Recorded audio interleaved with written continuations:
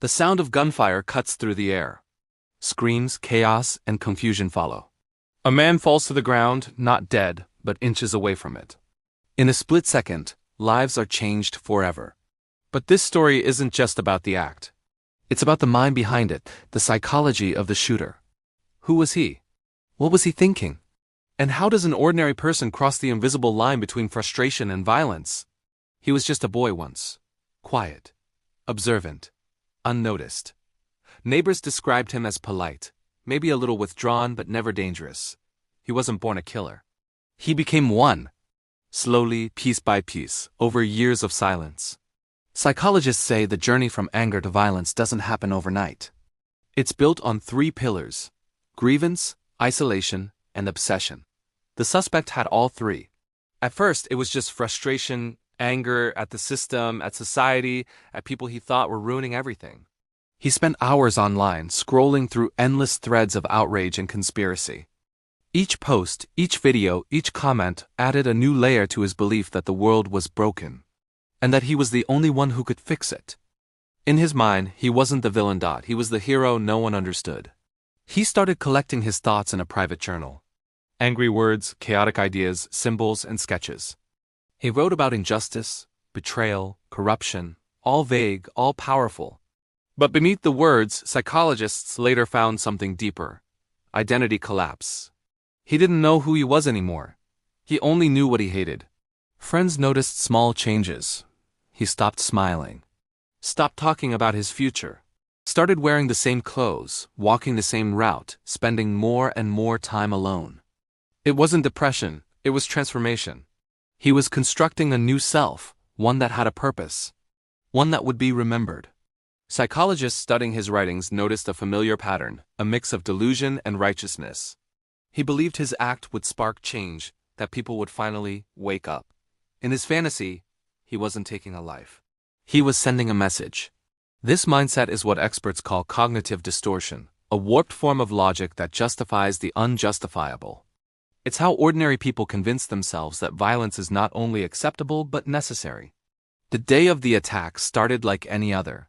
He woke up early, ate breakfast in silence, stared at himself in the mirror for too long. For months, he'd been planning every step, studying routines. Timing everything. Not a single movement was random. He packed his bag, placed the weapon carefully inside, and left his house without saying a word. Cameras later captured him walking calmly through the crowd, almost invisible.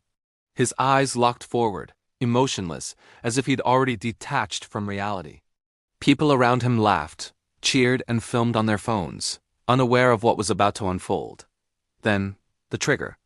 A split-second decision that took months of psychological decay to create. The gun jammed after the first few shots. Panic erupted. People screamed.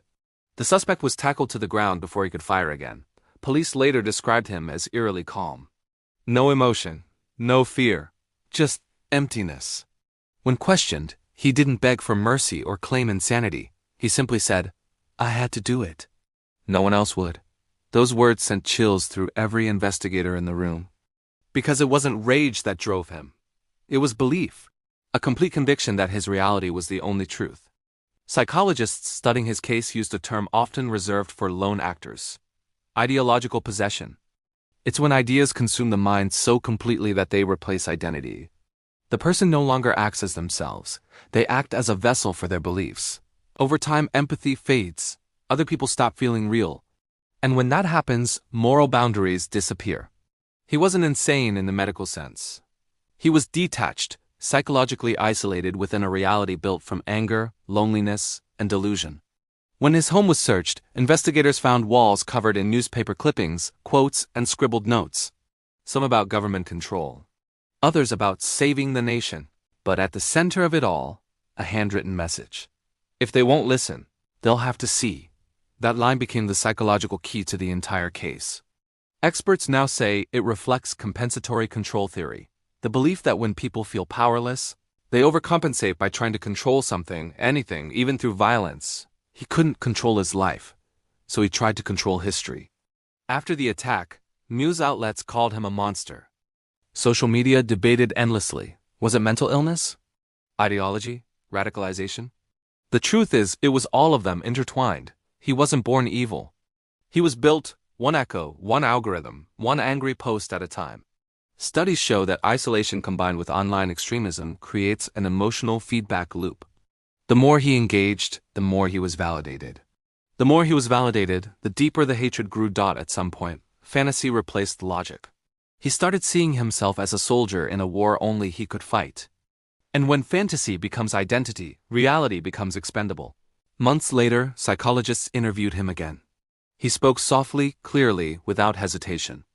He said he didn't regret it, not because he enjoyed it, but because he believed it had to happen. When asked if he thought about the people he could have killed, he paused for a long time. Then he said, they weren't supposed to die. They were supposed to see. That's the moment the interviewer realized. Didn't he understand the horror of what he'd done? Because in his mind, it wasn't horror, it was purpose. That's what makes these individuals so terrifying. Not the violence itself, but the calmness behind it. The quiet, calculated reasoning that turns moral boundaries into illusions. To them, the world isn't filled with people, it's filled with obstacles. And once a person becomes an obstacle, removing them feels logical, even necessary. Psychologists call this process dehumanization, and it's the final step before violence. It's when empathy shuts off like a light switch. Once that happens, anything becomes possible. So, what can we learn from this? The suspect wasn't a monster in the traditional sense, he was a mirror. A reflection of what happens when pain, anger, and loneliness meet ideology and isolation. When people stop feeling heard, they start looking for meaning. And sometimes that search leads to darkness. This case forced experts to confront uncomfortable questions. How many more are walking this same path right now? How many are sitting alone behind screens feeding the same fire of frustration? Because violence rarely begins with a weapon. It begins with a thought, a single, poisonous idea that someone deserves to suffer for the world's problems. In the end, he sits alone in a cell, silent, distant, still believing he was right. The world moves on, but he remains frozen in the moment he pulled that trigger. For him, the act was never about death, it was about being seen. And that's what makes this story so haunting. Because beneath every headline, behind every act of senseless violence, there's always a search for something human, recognition, belonging, power. But when that search turns inward and festers in darkness, it becomes something else entirely. The mind doesn't explode overnight. It fractures, quietly, invisibly, until one day, the pieces no longer fit. So next time you hear about an act of violence like this, don't just ask what happened. Ask why. Ask what thoughts were ignored, what pain went unnoticed, what voices went unheard. Because the truth is, monsters aren't born. They're made in silence, in isolation, and in the dark corners of the mind where empathy dies and purpose takes its place. And that's where our story ends, not with the sound of gunfire, but with a chilling truth. The darkest minds don't always look dangerous. Sometimes they look just like anyone else.